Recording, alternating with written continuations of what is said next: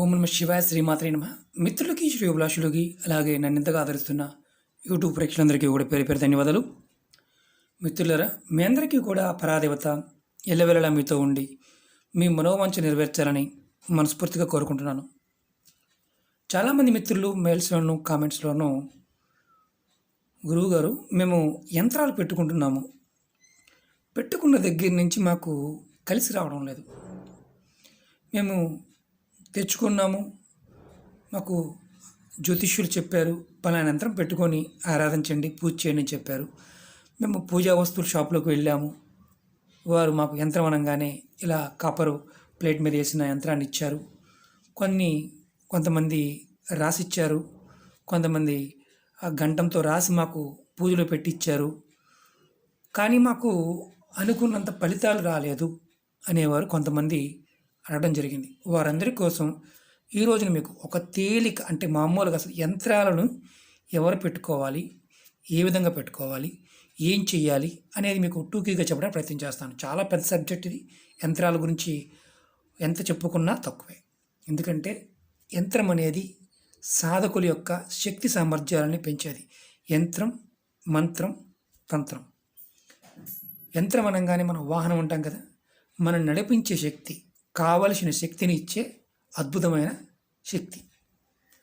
మనం ఎప్పుడైనా సరే, అంటే ఇంట్లో పెద్ద పెద్ద యంత్రాలు పెట్టుకున్నాం అనుకోండి, మామూలుగా పటాల్లాగాను లేకపోతే ఎలా పెట్టుకున్నా వాటికి శుద్ధి ఉంటుంది, అలాగే చేయవలసిన పనులు ఉంటాయి. అలా కాకుండా మామూలుగా తగిలించుకోవడం వల్ల ఎటువంటి ప్రయత్నము రాదు.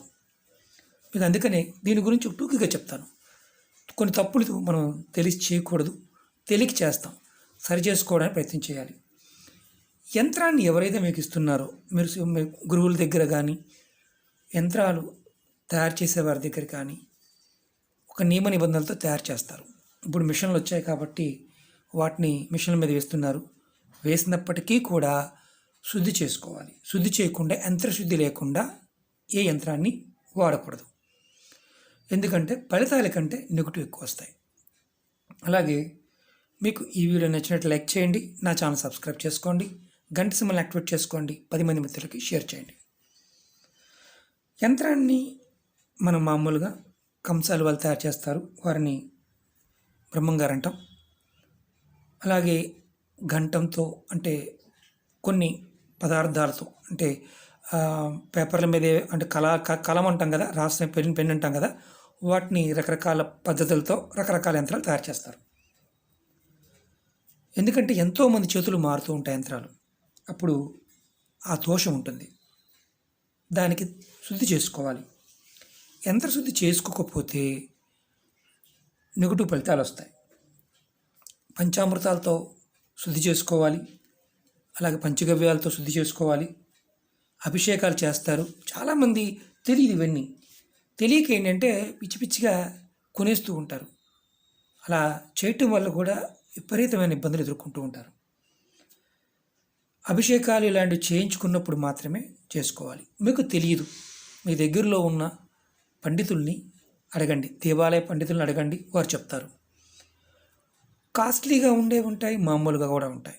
రకరకాల కర్మలకి, రకరకాల క్రియలకి, కొన్ని సందర్భాల్లో, కొన్ని నక్షత్రాల్లో, కొన్ని సమయాల్లో కొన్ని యంత్రాలు మామూలుగా కూడా తయారు చేసుకుంటూ ఉండవచ్చు.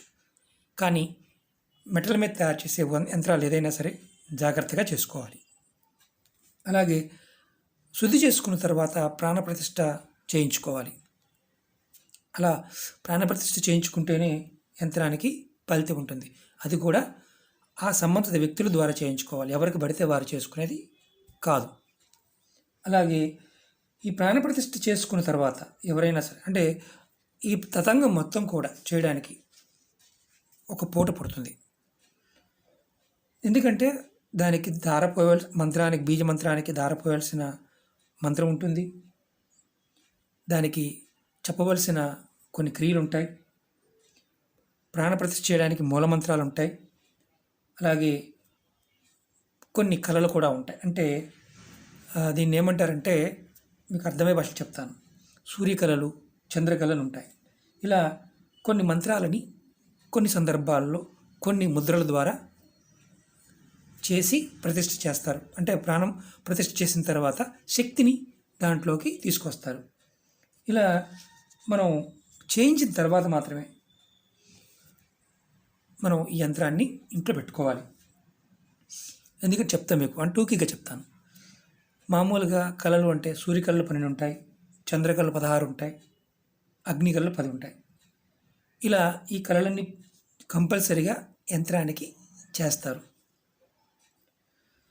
ఇంకోటి ఏంటంటే అన్నిటికంటే మెయిన్ ఇంపార్టెంట్ ఏంటంటే యంత్రం ఏదైనా సరే హోమం చేసి యంత్రానికి ప్రతిష్ఠ చేస్తారు. హోమం లేకుండా యంత్రానికి ప్రతిష్ఠ ఉండదు. అందుకని హోమం చేసి యంత్రానికి ప్రాణప్రతిష్ఠ చేస్తారు. చాలామంది తెలియదు.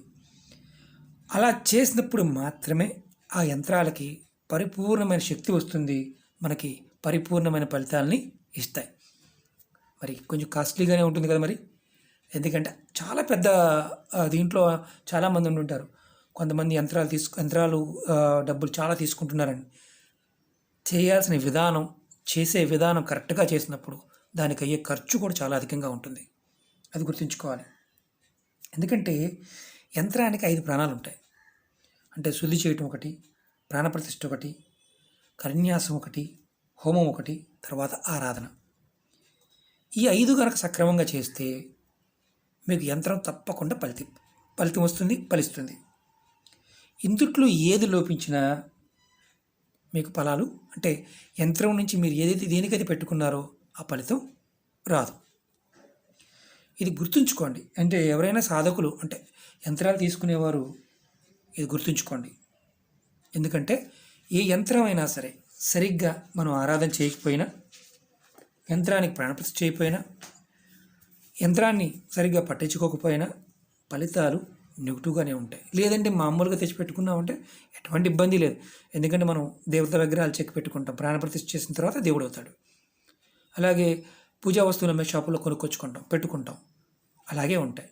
మనం ఏది చేసినా ఒక విధి విధానం అనేది ఒకటి ఉంటుంది కాబట్టి దాన్ని సరిగ్గా ఫాలో అయినప్పుడు మాత్రమే ఫలితాలు వస్తాయి. చాలామంది ఉన్నారు ఎంతో ఖర్చు పెట్టి కొనుక్కొచ్చుకున్నామండి, పనితో రావట్లేదు. ఈ 5 లేనిదే యంత్రం పనిచేయదు. హోమం చేయాలి, శుద్ధి చేయాలి, ఇవన్నీ చేయాలి. 5 విభాగాలు చేయాలి. చేసినప్పుడు మాత్రమే ఫలితాలు వస్తాయి. ఓకే మిత్రులారా, ఎందుకంటే మీకు ఈ విషయాన్ని నేను ఎందుకు చెప్తానంటే ఏ యంత్రమైనా సరే సాధకుడు తను చేస్తున్నప్పుడు అంటే ఎవరైతే చేస్తున్నారో వారికి తెలిసి ఉండాలి. ఇప్పుడు ఒక అనుమానం వస్తుంది, మా ఇంట్లో పెట్టుకున్నామని ప్రమాదమా? ఏ ప్రమాదము లేదు. మీరు అంతకుముందు ఈ విధానం తెలియనప్పుడు ఏదన్నా ఇలాంటివి యంత్రాలు పెట్టుకున్నప్పుడు వాటికి మీ దగ్గరలో ఉన్న ఈ యంత్ర సాధకుల దగ్గరికి వెళ్ళి వారిని అడిగి పూజా విధానం చేయించుకొని మీరు మళ్ళీ పెట్టుకోండి. ఎలాంటి ఇబ్బంది ఉండదు. అద్భుతమైన ఫలితాలు కావాలంటే ఆ వస్తువు యొక్క గుణగుణాలు అది ఎలాంటి లక్షణం కలిగి ఉందో తెలియకపోతే ఎలాంటి ఫలితాలు రావు. ఇది గుర్తుంచుకోండి. యంత్రాల విషయంలో జాగ్రత్తగా చేయండి. అలాగే యంత్రాలు రాయడానికి రకరకాల పదార్థాలు వాడుతూ ఉంటాం. అంటే బంగారంతో చేసే యంత్రాలు ఉంటాయి, పంచలోహాలతో ఉంటాయి, వెండి ఉంటుంది, అలాగే అంటే కాపర్తో ఉంటుంది, ఆకుల మీద ఉంటాయి, పేపర్ మీద ఉంటాయి, భూజపత్రం మీద ఉంటుంది, నీటి మీద, భూమి మీద ఎన్నో రకాల యంత్రాలు ఉన్నాయి. రకరకాల సిద్ధుల కోసం ఎన్నో వాహనాలు ఉన్నట్టుగా అంటే మనకి ఎన్నో రకాల వెహికల్స్ ఉన్నట్టుగా మన శక్తి సామర్థ్యాలని వాటికి ఉండే శక్తి సామర్థ్యాలు అలా పనిచేసే యంత్రాలు ఎన్నో ఉన్నాయి. మన పూర్వీకులు మనకి అద్భుతమైన జ్ఞానాన్ని, అద్భుతమైన సంపదని ఇచ్చారు.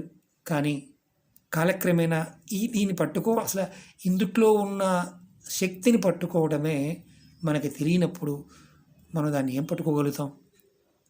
దాన్ని నుగుటిగానే చూస్తాం. ఏదైనా దాన్ని సాధన చేసినప్పుడు మాత్రమే ఫలితాలు వస్తాయి. మనం 1వ తరగతి నుంచి ఇంజనీరింగ్ దాకా చదివితే మంచి మార్కులు వచ్చిన వాడికి యూనివర్సిటీ వాళ్ళు చెప్పకుండానే మంచి కంపెనీలో తీసుకువెళ్తాయి. 30 మార్కులతో పాస్ అయిన వాడు ఏదో ఒకటి చేస్తూ ఉంటాడు. అంటే పాస్ అయిన వాడు ఏదో ఒకటి చేస్తూ ఉంటాడు, పాస్ కాని వాడు ఇంటి దగ్గర ఉంటాడు, వాడు ఏదో చేస్తూ ఉంటాడు. సాధన చేసిన వాడికి వచ్చిన ఫలితంలాగానే మన పెద్దలు చెప్పిన యంత్రాలు, మంత్రాలు, తంత్రాలు ఏవైనా సరే దాన్ని మన పరిపూర్ణమైన విశ్వాసంతో సాధన చేస్తేనే అర్థమవుతాయి. ఇది మనకి అందని జ్ఞానం. ఇది మనం చూడని జ్ఞానం. చాలా అడ్వాన్స్డ్గా ఉండే జ్ఞానం. మన విద్యలో ఇది లేదు. దీన్ని తీసేశారు. మనం పాషాండ మతాల వల్ల మనం ఇలాంటి అద్భుతమైన జ్ఞానాన్ని కూడా మనం వదిలేసాం. ఇది ఒక బాధ మాత్రమే. అంటే ఇది ఎందుకు చెప్తున్నానంటే, కొంతమందికి అడుగుతారు, యంత్రాలు అమ్ముతారా మీరు? నేను ఆ యంత్ర సాధకుని కాదు, కానీ వాటి వివరణ తెలుసు కాబట్టి చెప్తున్నాను. భవిష్యత్తు రోజుల్లో ఖచ్చితంగా అలాంటి అవకాశం ఉంటే మీ ముందుకు తీసుకువస్తాను. ఎందుకంటే దీని చాలా పెద్ద ప్రాసెస్ కాబట్టి. ఓకే మిత్రులారా, మీకు ఈ వీడియో నచ్చినట్టు లైక్ చేయండి, నా ఛానల్ సబ్స్క్రైబ్ చేసుకోండి, గంట సింబల్ యాక్టివేట్ చేసుకోండి, 10 మంది మిత్రులకి షేర్ చేయండి. ఇది మీకు నాలెడ్జ్ పరంగా చెప్పిందే కానీ వేరే విధంగా మాత్రం కాదు, ఇది గుర్తుంచుకోండి. ఓం నమః శివాయ, శ్రీమాత్రే నమః.